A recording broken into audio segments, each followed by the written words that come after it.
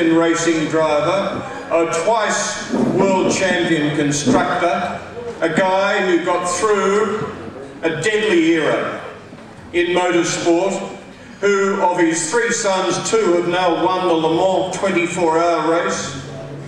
A distinguished man in every way, who got an Australian company involved with successfully making a world championship winning engine that powered a lot of cars too in Australia. Please welcome our Sir Jack Brabham, John Arthur Brabham, born Hurstville in 1926.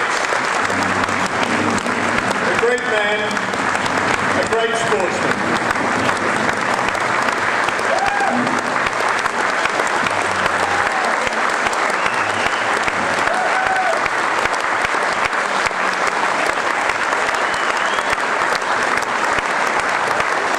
That was fantastic, actually. The comradeship really was unbelievable, and particularly when we got into the Formula 1 overseas, it was always driving with very good drivers, and they were a real pleasure to drive with. And never ever really, you know, you could ride wheel to wheel with them without any worry whatsoever. Well, wasn't there, as there is I think today with bikes, wasn't there a mutual respect and an understanding that you couldn't play silly buggers like they do today, you know, because if you started to play around, you could kill each other? No, well, no, you couldn't afford to do anything like that, and luckily, the people we drove with, people like Moss and Captain Stewart and Ring, Clark, you name them, and they were fantastic people to drive with. And when the race was over, we could go and enjoy ourselves and talk about it, or laugh about it, whatever happened. Jack, what were they like? Was there any of those drivers that stood out to you as being, you know, exceptional above the general pack of those Formula 1 drivers? I think Moss was probably the one, really. Certainly Moss was a fantastic driver, and I really enjoyed driving with him. And when I went to England, of course, Moss was on top, and I had somebody to look up to, and driving with him I really learned a lot, and it was just fantastic, just how good he really was. I find the whole business of you going into business, getting Ron Torinac over there, going into business to design your own car, leaving Cooper, but then getting Repco involved. How in the hell did you make that happen, and why did it work? I mean, it's bloody amazing. Well, actually it's a long story really, but after winning 2 world championships with Cooper, they suddenly changed the formula. Changed the formula, and that ruined everything. So we never won any races for a long time then, because we never had a 1500 engine. But then when we got the news that the 3-litre formula was coming, I didn't have a 3-litre engine either. So I gave it a lot of thought, I can assure you. And I went to Japan looking for a cylinder block that we could start with. And then I finished up in America, and I finished up with an Oldsmobile block and brought that back to pretty bloody unlikely thing for a Formula 1 engine, isn't it? An Oldsmobile block? Yeah, it was an Oldsmobile block. It was the only aluminium block we could get hold of at that time. And anyway... Sorry, but how much was that searching and thinking about that affecting your driving and your concentration on competing at that stage? Well, that was all part of it really, because the engineering side of it was just as much enjoyment to me as the driving. I really enjoyed putting all this together.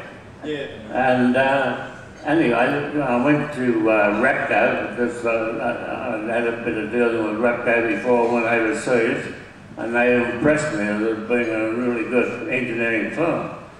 So I went down to see them and gave them the idea of what I had, how to put an engine together. And what you said, we got start with the Oldsmobile engine. Yeah, well, it was an aluminium block to start with, and it was... It also had more head studs, didn't it, than the other aluminium block they had over there? Well, this was the only one really that was big enough and suitable for a 3-litre engine. And anyway, luckily the managing director of Repco went along with the idea.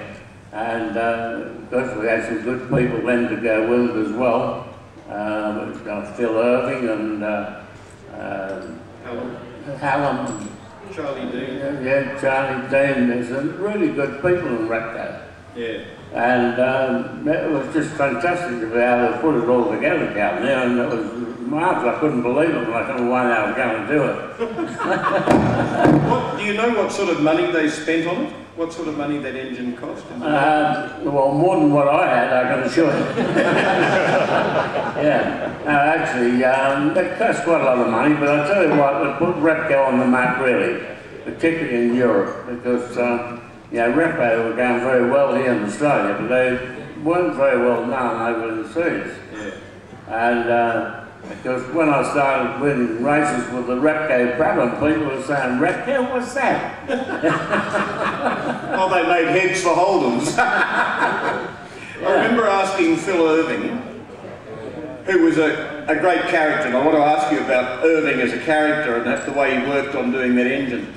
But I remember saying, there were 5 guys doing this engine, and there were 100 people at Ferrari. How did you compete against them? And he looked through his rimless glasses and his wizened eyes and he says, I think it's better to have 5 people who know what they're doing than 100 that don't.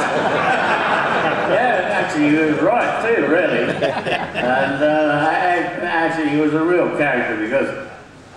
he did smoke a cigarette or two, didn't he? Yeah, he used to smoke like a chimney, and I had to go and work with him. He had a flat down in Battersea way somewhere in London, and I used to go down there the night while he was on the drawing board and sort of try and steer him, you know. And by the time the night was out, I couldn't even see anything because of the smoke on the record. The ash would be falling on the paper, wouldn't it? Yeah, and actually I've never seen anyone smoke a cigarette for so long and get such a long ash on the end of it. And it would fall off of the drawing board, and by the end of the night we couldn't even see it on the drawing. But he didn't come to work till basically at night, did he? Didn't he work late at night on this? No, he'd work all night, no trouble at all. Yeah. Yeah. And unfortunately I had to do that as well. So it took about a year, is that right? Yeah, about a year I suppose. It wasn't too many Grand Prix engines built in a year, I can assure you. And anyway, it was, of course, history now, but what a successful engine it was.